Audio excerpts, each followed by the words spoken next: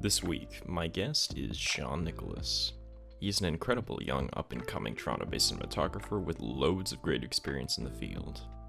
He loves tackling creative challenges and has some of the most fantastic ideas when it comes to putting together his visually stunning projects. From a very young age, Sean has always shared an interest in cameras and the technical aspect of filmmaking. He tells me that when he was young, he was constantly bugging his parents to mess with the family video camera.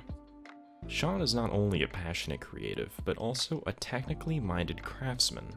He is skilled in all areas of cinematography, including designing lighting setups and shooting schemes that are both subtle and visually striking.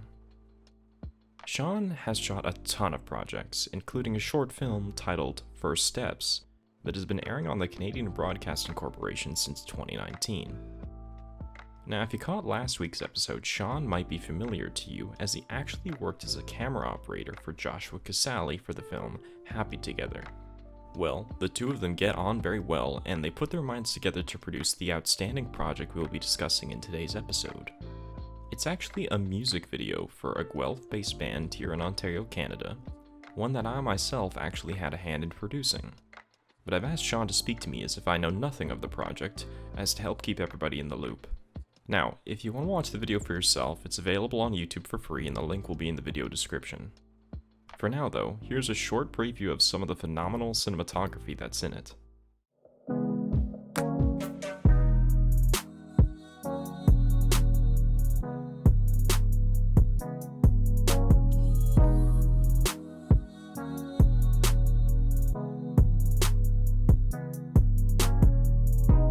Picking at Sean's mind was quite spectacular.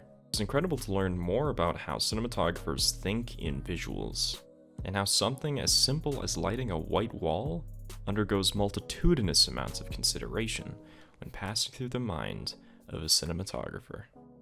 I hope you enjoy our conversation. How did you become a part of this project? So, the lead singer in the band London Hammer, which is a great local Guelph band, you should definitely check them out. I believe they're releasing new music soon, actually. So I'm actually related to the lead singer. He's my cousin, and he had approached me before about like working creatively with him and his band, and he wanted maybe me to record some of his concerts or to take some photos of him and the band for or different concepts for their album cover work. But I actually approached him with this idea for the music video because he had sent me the demos of this track and another track, and I got really inspired just listening to it because I thought that it had a really good story to it, a really good sort of narrative core that would be great. But I'm also not a writer. I'm not a I do some directing, but that is not my passion in the film world.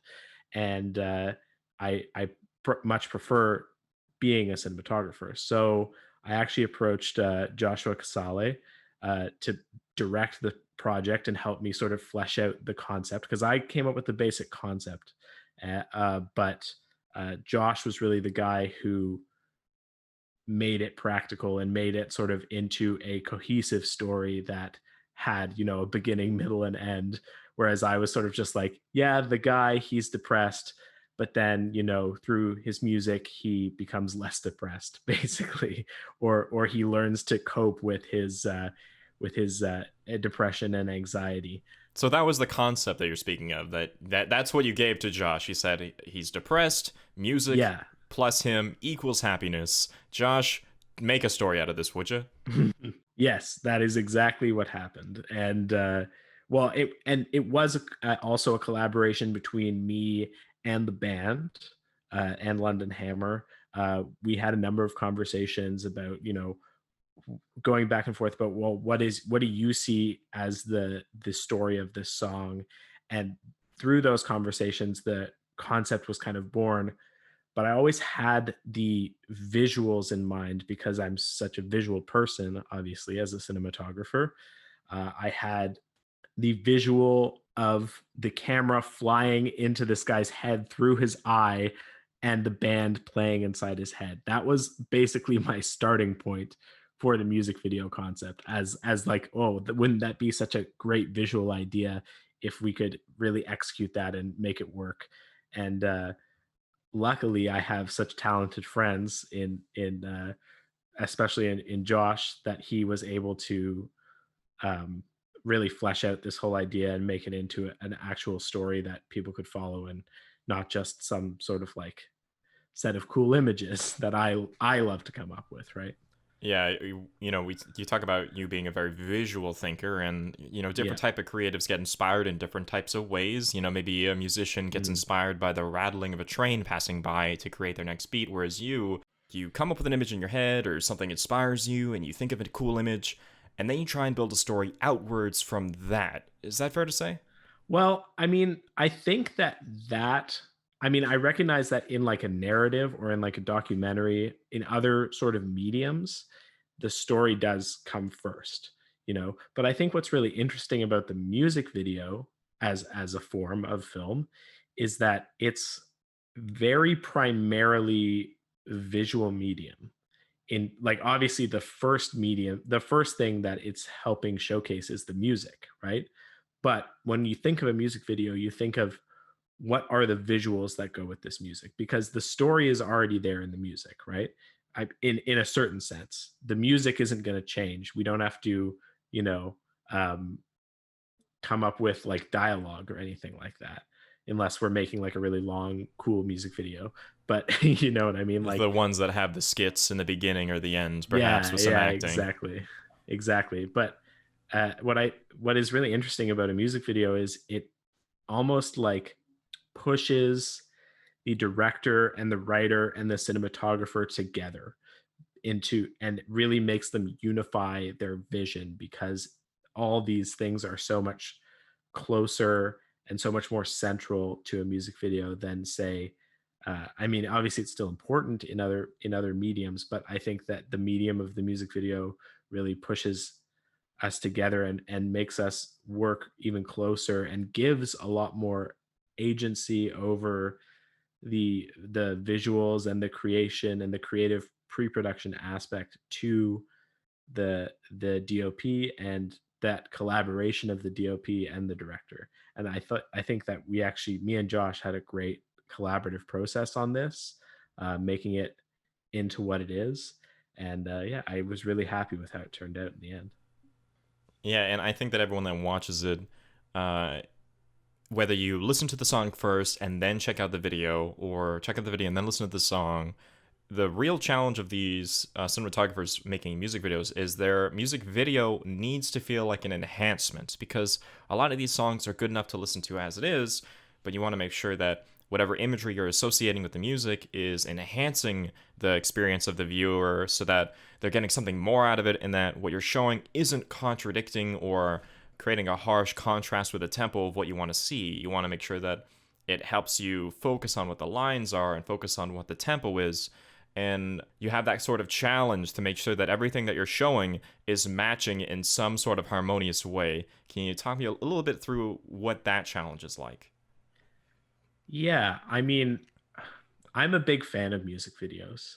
Like, I watch a lot of music videos, and nothing is more disappointing to me than hearing a really great song, going on YouTube to try to find the music video for it, and the music video is just like a bunch of shots of the performer performing the song, and um, it's just not very creative. It's not telling the narrative of the song, like, because a lot of songs have really great narratives, or not even not narratives, but really great images, really great poetic images that could be translated into a visual image, right?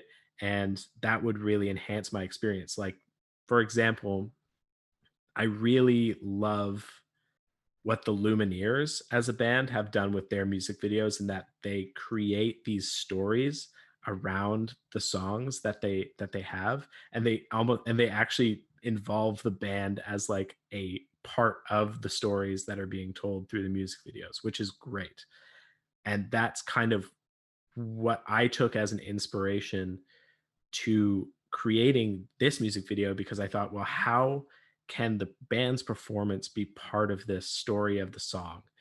And since the lyrics are so sort of internal and self-reflective, and it's really, if you read the lyrics out, it sounds like someone's, journal or someone's inner thoughts process going on, right? So I had this vision of the band is this guy's mind. It's in his head, and I thought that would really help to communicate, I think, what the song was already saying, but in a very clear visual way that would help, like you said, enhance people's experience of the song, as well as, so it includes the band in it, but you also see the narrative of this guy's life, and the images that are being conjured by the lyrics in the song are expressed visually to sort of enhance that the emotional impact that they have on the audience.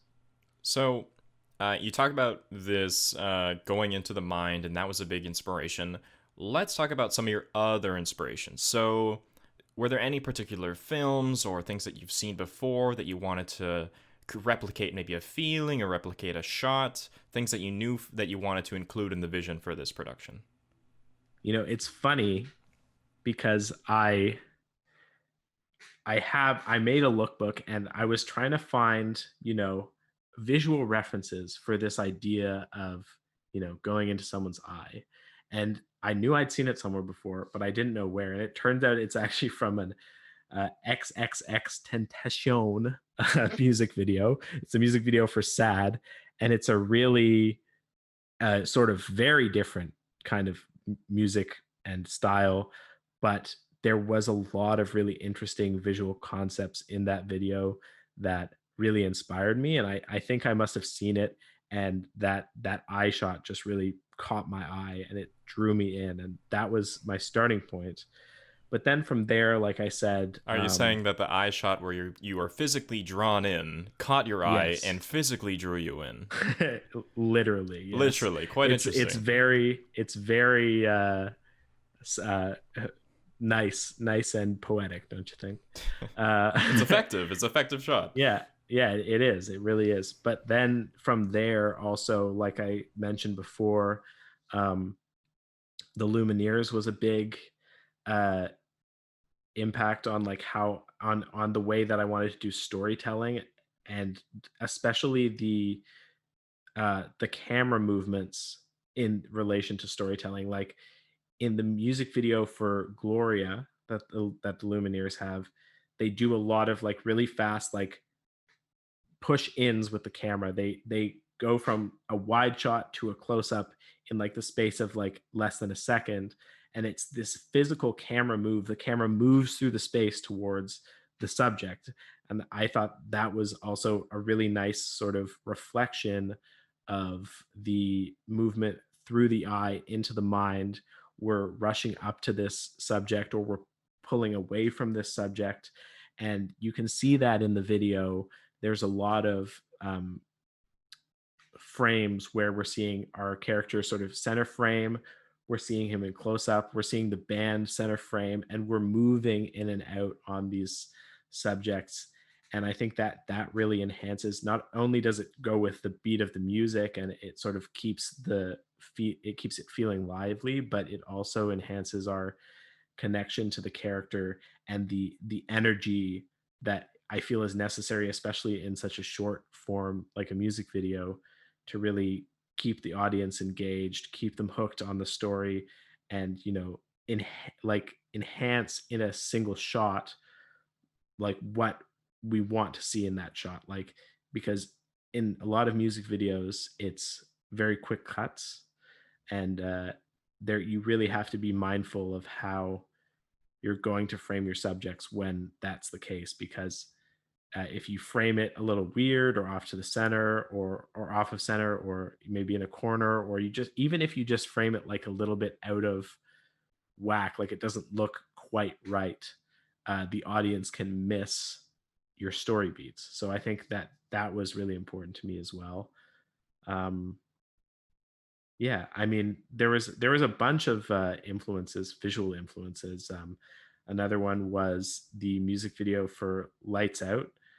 by the band the Royal Bloods, and they had that really influenced how I wanted to shoot the band because they had this really great sort of pulsing like red light theme going on when they sort of hit like the drop in the chorus and there's like a guitar solo and like it's just really it's very sort of hardcore, which is not as it's again different from the video that we ended up doing, but I really like this idea of the red sort of representing this guy's passion, his inner turmoil, and I think that's another theme that comes up in the video is that we use color of light a lot to represent this guy's different states of mind as he's going through all of this these ups and downs in his mental health. All right, I think you make a really good point about that red and about the emotion it inflicts on the viewer in the music video. And I want to kind of branch off of that. You use a lot of different color motifs, and for different types of scenes, displaying different types of emotion. Let's walk through these different color choices and what's the feeling and the inspiration behind each of them. Yeah. So there is a lot of the themes of the film are very caught up in color, and that was really was my lighting concept for this was that um, there's sort of like almost different aspects of this our main character's struggle are represented by different colors. So obviously we have the red inside his head that is this sort of very intense like internal struggle. So that to me sort of represented his anxiety, his and the sort of like angst that this caused inside of him, this turmoil that this caused. Because red is sort of this very angry, aggressive color, but also this sort of it puts people on edge when they see it, and I think that that's what our character in the song is really going through is being on edge or not being able to open up and be and relax, but also not being able to deal with his problems. So that's where that was coming from. And then sort of the blue is to represent this very sort of like it's really anxiety and depression essentially, like it to break it down super simply, it's the red is this anxiety and the blue is his depression. And I think they go in a lot of cases, those two conditions go hand in hand and they play off of each other, and it's you know something that is very difficult to deal with. And I think that what I wanted to communicate, because as the video goes on we sort of see this sort of purple theme rise up through the lighting, and even throughout the performance, if you look at all the performance shots in the video in sequence, you'll see that it starts getting more purple and less red. And I think that uh, this sort of purple motif, it's two things for me. It's the sort of it represents a sort of evolution, because obviously when you mix it's very basic, but when you mix red and blue together, Sometimes basic is good. yeah, yeah, exactly, when you mix red and blue you get purple. And um So, are you saying that the purple is his anxiety and his depression mixed together? well, you could interpret it that way, but how I like to interpret it is he is evolving. He's taking these negative forces in his life and forging them, or working with them or working against them all at once, really, because that's all you really can do when you have these struggles. You've got to keep living, so you've got to learn how to work around them or work with them, or have that sort of relationship with it. So I think that what it really represents is his evolution towards fighting, towards being passionate. And I think that that is also represented very nicely in the color purple, because it is such this it does make you feel this sort of like softer passion. It's a softened red. It's a red softened by blue. And I think that's also nicely represented by his love interest, which, like I said, is not only representative of his love interest, but everyone that he loves in his life is sort of encapsulated here. And I think that, a lot of the times having that support system and being able to ask for help is a really big part of dealing with mental health.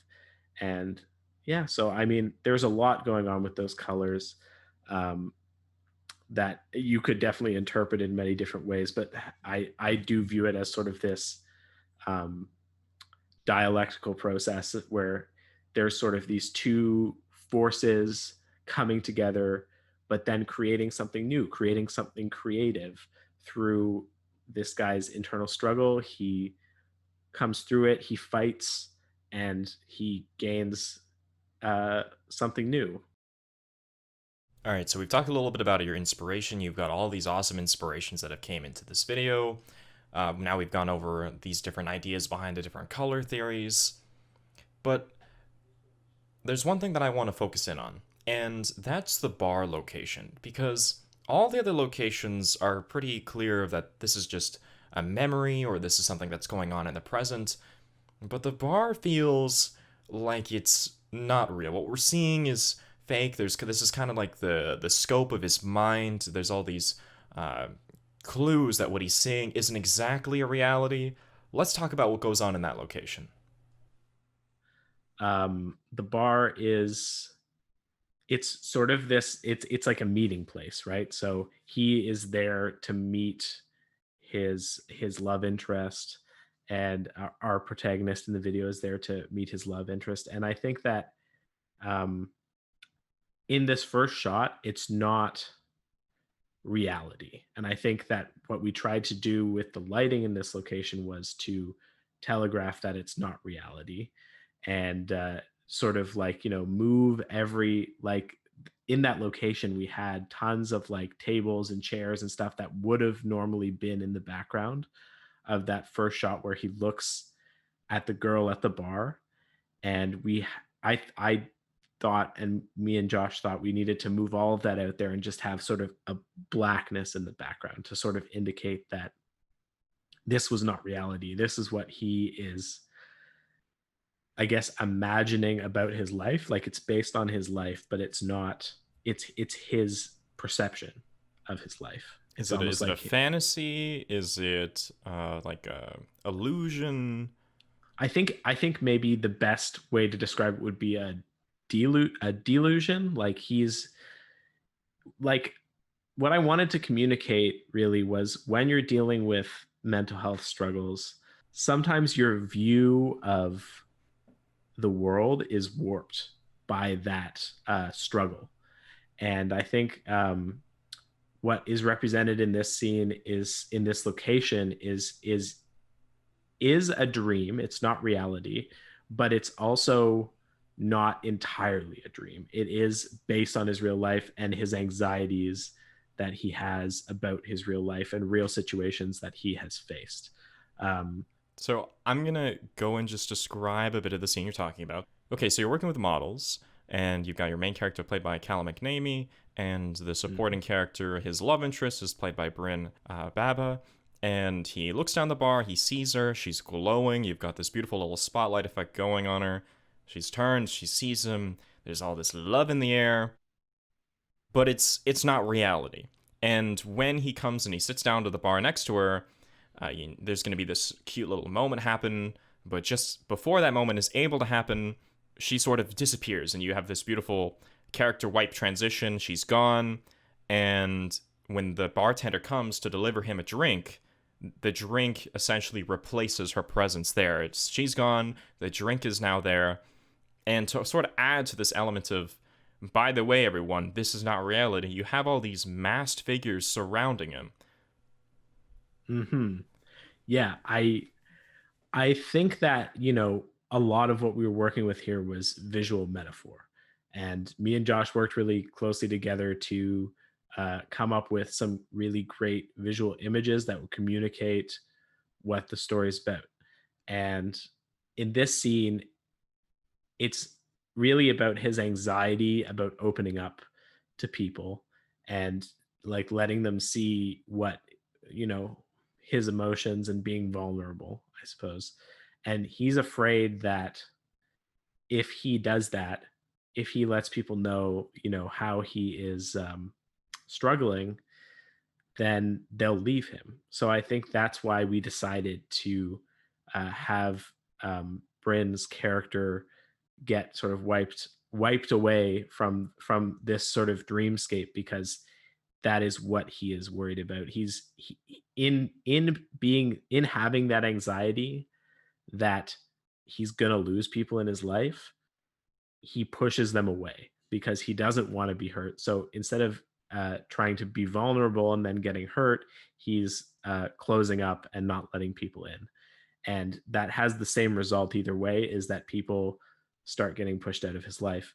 And he turns to, uh, a lot of ways to sort of deal with this anxiety and depression and the results of it in sort of the alcohol that's represented here, but also his sort of inner demons, I guess, are really represented by these masked figures, and they replace Bryn. They replace his love interest, because when once she's gone, once and she is not just, his girlfriend. She really represents more than that. She is, in this video, the representation of basically all his sort of social connections and his life. Um, but obviously, we can't show like his parents and his friends and everyone. So we decided to go with a love interest because it's more punchy. But yeah, I think, and the lighting really plays into that effect here. It sort of creates this ominous dark background where these anxieties emerge from, and they sort of come out of the woodwork as he's taking a drink and surround him, and then he just loses it basically. And sort of that's almost like our inciting incident into uh, the story of the music video. So he sort of loses it, as you say. It's the inciting incident. He smashes his glass on the floor, and later, though, that moment is contrasted with this turning point in the song's climax, where he discovers the microphone and is able to overcome these mass figures that represent his anxieties. And to really make this moment pop, you even had some visual effects that were introduced, with that sort of purple motif from earlier coursing through his veins, connecting with the microphone, of course, representing the music that's helping give him that extra little bit of strength to overcome all the adversities and the anxieties that he's currently facing. Let's talk about that moment, that turning point with the visual effects. I wasn't sure that we were going to be able to pull it off, but luckily we had a really great visual effects guy, Miguel Fernandez. He's amazing. He's super talented, and he gives a lot of his time over to uh, his friends. And I can't thank him enough, honestly, for the stuff he's done. Um, and we were able to talk with him and sort of come up with a way that we could pull off this sort of like rotoscoping concept effect. And I think it really plays a nice role in um, enhancing that moment, that the pop of that moment. Like it's almost a realization. It's the not the overcoming of his mental health, but it's the beginning of him The right path. finding a way, not even the right path, but finding a way to uh, cope with it and finding a way to start fighting back. Not necessarily winning, but just to start fighting. And I think that is because a lot of the times I think narratives about mental health issues talk about, people getting better or getting help or like, overcoming something. But I think that um, what's a lot more important, and especially, with my in my own experience with similar struggles, is that you need to look at it as the victory is in fighting.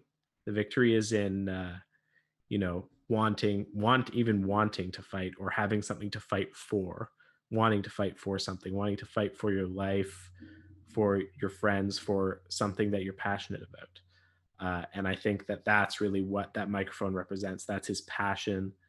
That's his sort of guiding light that allows him to keep fighting on.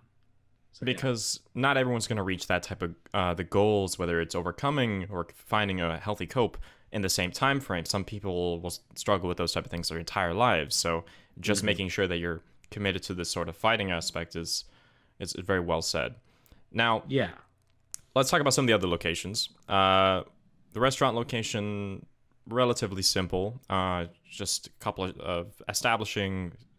You got your shot of her, one shot of him. Nice little close up of their hands coming together.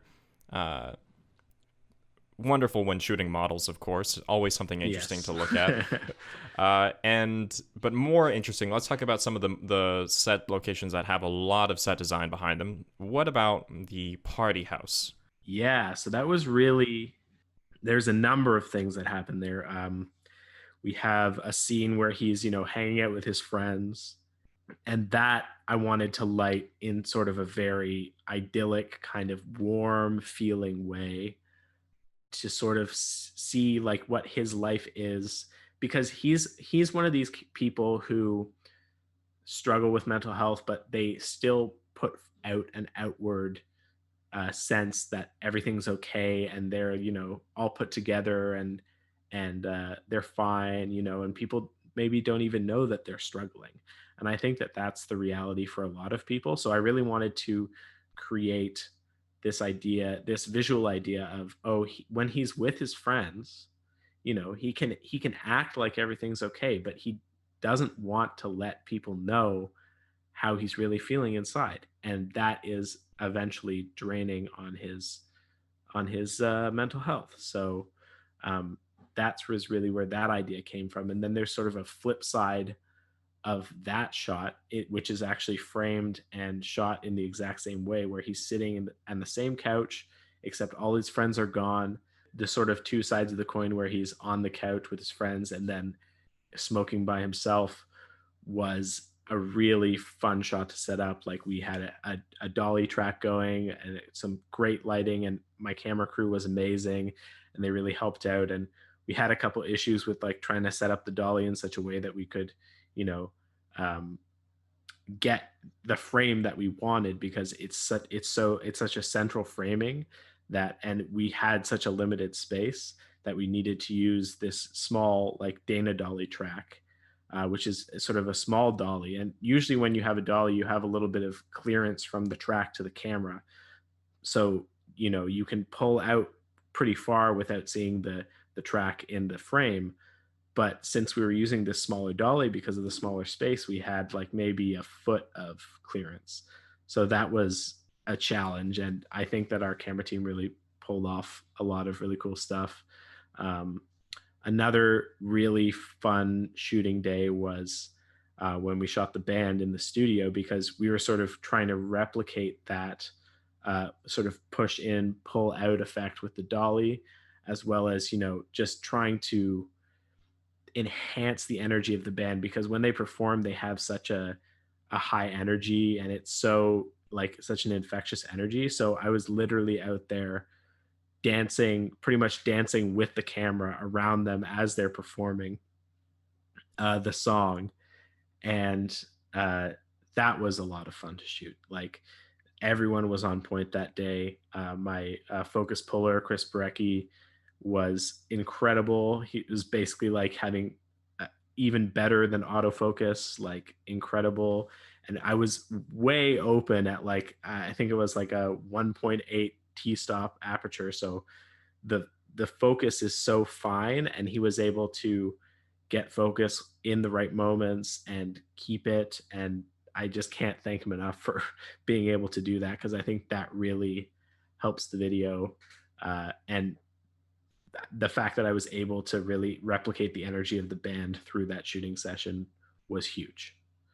What was the atmosphere like when you're filming the band and they're playing the music live for you and everyone's listening? It's kind of like your own private concert, but of course, you've got a job to do. It really felt like a party atmosphere on that set on that day, once we had everyone in there. Lots of laughing and joking, but also still being productive, because everyone there was so passionate about the project.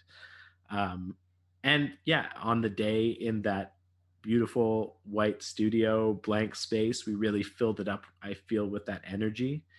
Um, it was a lot of fun designing the lighting for that, because it was a challenge to, it's always a challenge to light for white walls.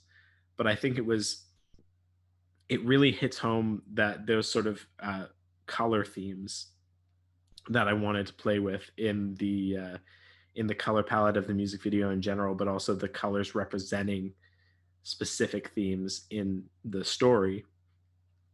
And that really allowed us to sort of punch those colors out. And I think it ended up looking amazing. Um, it was, yeah, I mean, it was an incredible experience. I think everyone on that set on that day really felt that was when it all sort of came together, because that was our last day of shooting. And there was we were all tired, but at the same time, um, as soon as the music started playing and as soon as the band started performing, people were like, sort of dancing in their seats, getting excited about the shots. Josh was, shooting out ideas, and I was shooting out ideas. And actually, a lot of the sort of the vignettes that happened in that white space were created on that day on set, just because of all the creative energy that was flowing there. We decided, hey, why don't we, while we have this space, do these sort of like isolated vignettes of, you know, um, Callum like being, uh, anxious against the wall, like collapsing, or different shots of Bryn like spitting across the camera, or them kissing on a couch in this sort of white void. And yeah, I thought, and those shots ended up being really great visual images, like almost shorthand for like the different narrative points that we could just punch in all over in the final edit. And that really wouldn't have happened without the creative energy that was on set there, and that collaboration between Josh and myself and everyone on the crew. And it definitely gives your editor a lot more exciting stuff to work with.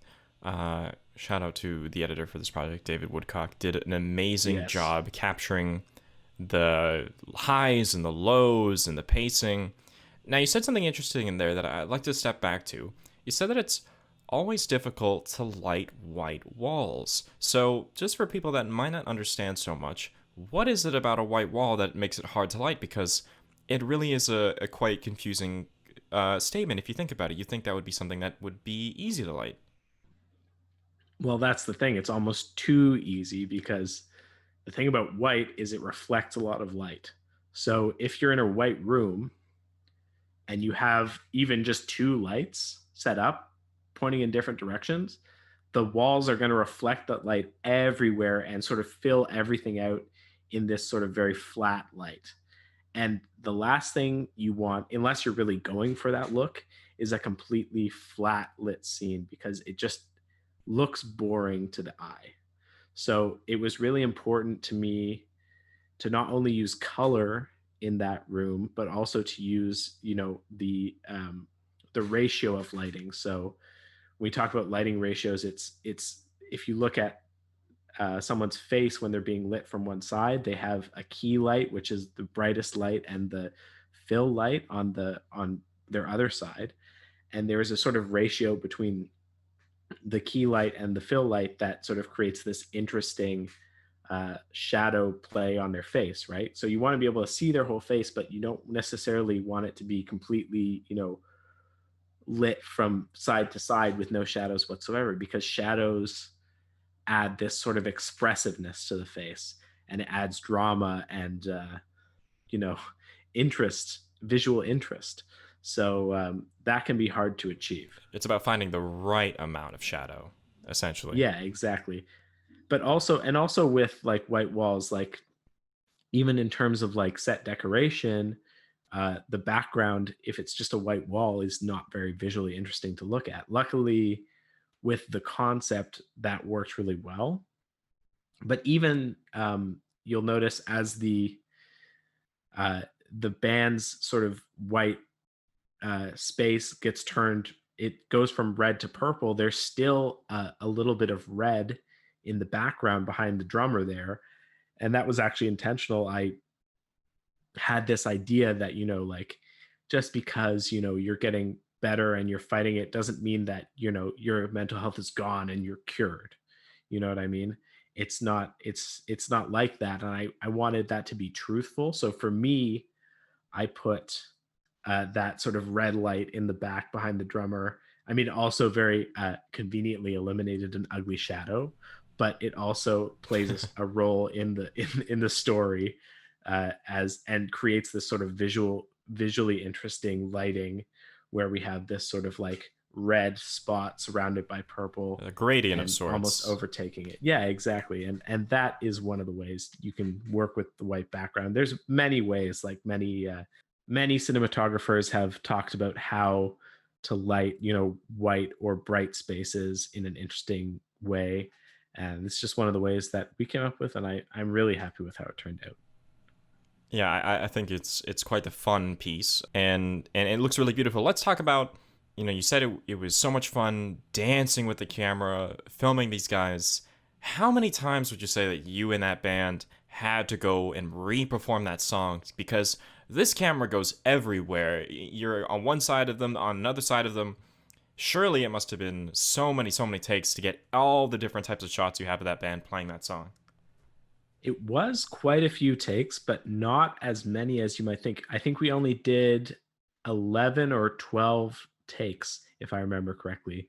And uh, that was really about, trying to, like, for the first couple takes, I just really wanted to get into the song and get into the flow of it and sort of, pick and choose my moments and find what was visually interesting throughout the performance.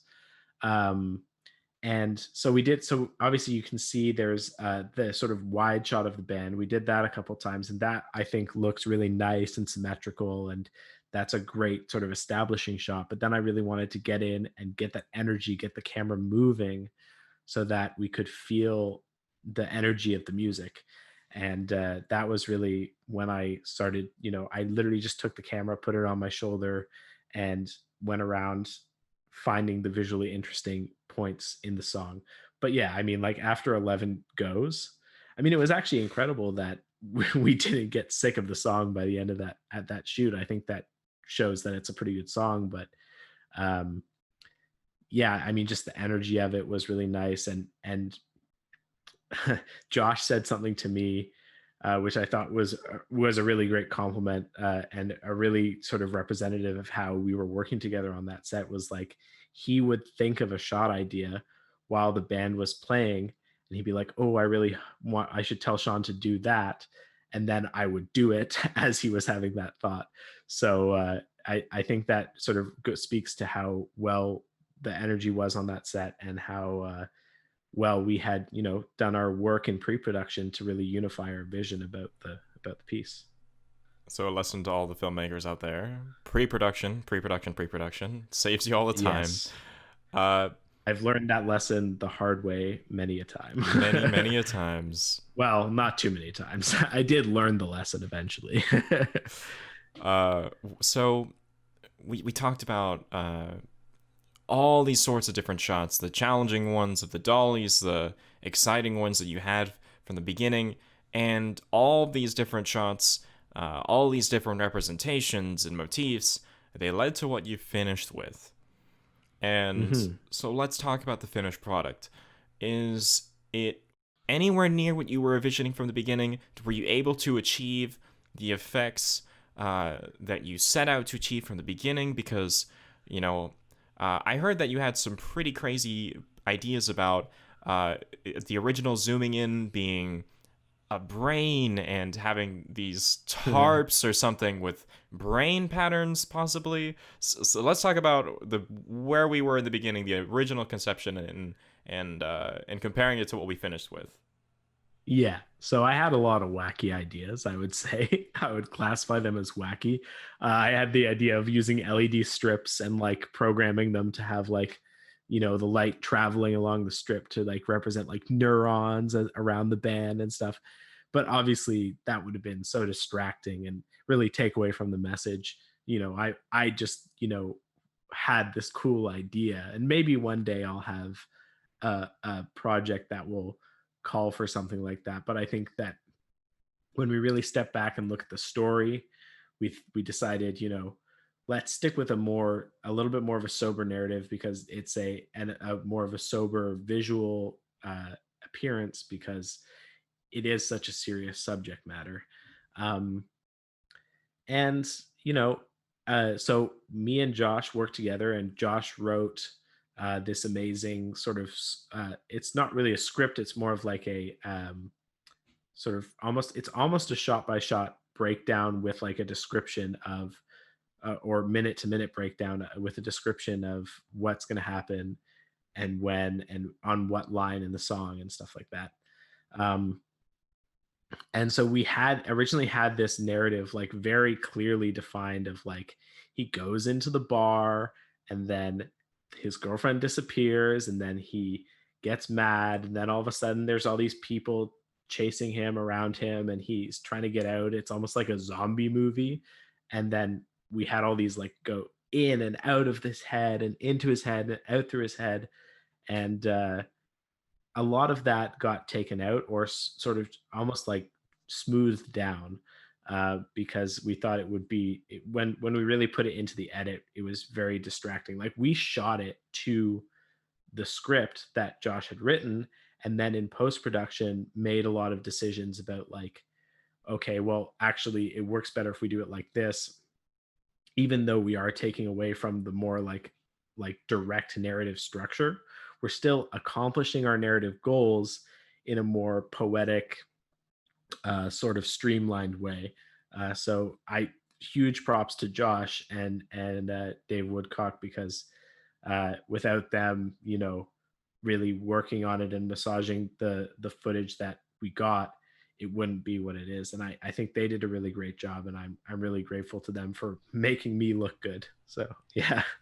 That's what you really are hoping from any time you put a crew together is you want people that are going to make Exactly. you look better because you are putting your name on the thing at the end of the day. Hmm. Now, Yeah. you've got this little power team of the three of you. You got your director, cinematographer, editor, and those are the big minds. Those are the ones that are making those big decisions that affect what people are going to see at the end. Uh, we talked about Chris Barecki on the focus. Amazing focus puller. You said better than autofocus. Was there Hmm. any other little members or of the crew somewhere maybe lower on the totem pole that really made the process much easier for you? Yeah. Samantha Tong, really great second AC. She is incredible. Um, Not only was she second AC because we had such a small crew, she was also, helping me set up the lights, helping with like any sort of grip setup that we had, helping with uh, all things basically. And she was a superstar. We had this really great hair and makeup person, Haley Roseland Barnes. She has done a lot of really cool, uh, sort of bigger projects, and we got her to do this project for us for probably a lot less than she usually gets paid. But she was amazing and really helped us out and really helped us, elevate the quality of our production. So I really big props to those two. Yeah, and the makeup work is good. Obviously you don't notice that it's makeup, but we have this main character looking really disheveled, and wow, this Mhm. guy's not having a good week. To looking like $1 million. So, and that's all makeup. Yeah, and I think that that's a really actually underrated part of um, what goes into making the final image. When you think about the image, you always think about, well, what's the director framing here? How is it being lit?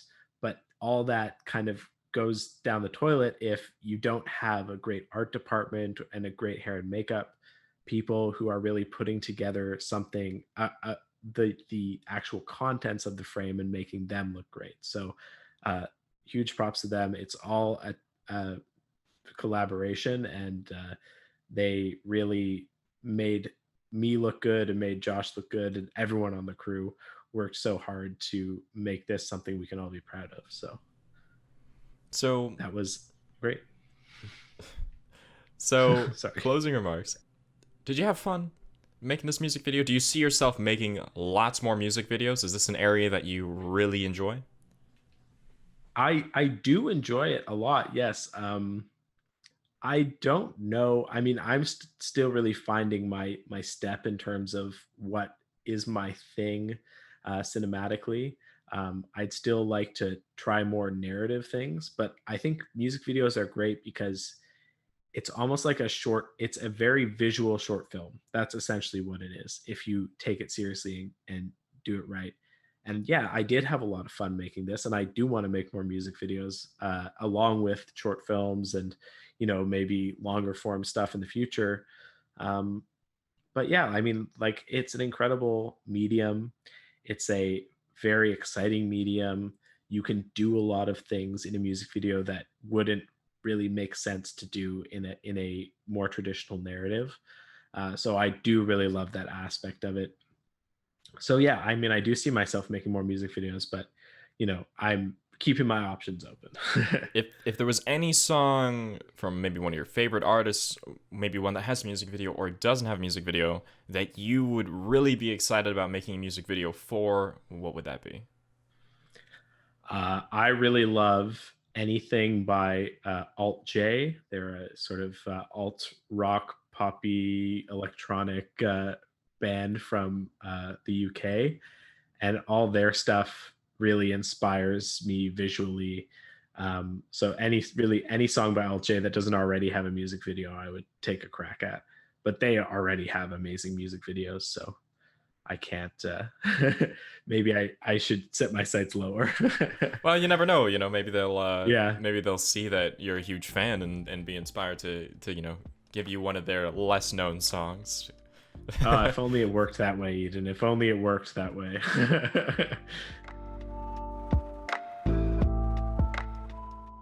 Speaking with Sean is always a delight. I love picking at his extraordinary mind. I love learning about how he uses color to help accentuate the emotions developing in the main character. If you want to keep up with Sean, you can check out his website, which is seannicholas.ca, or you can check the description for other details. But now, it's time to rummage through the virtual mailbag to see what people are thinking about film insights. Akita Kashia Costa said, "You have such a perfect voice for radio. Well done, good questions, great conversation."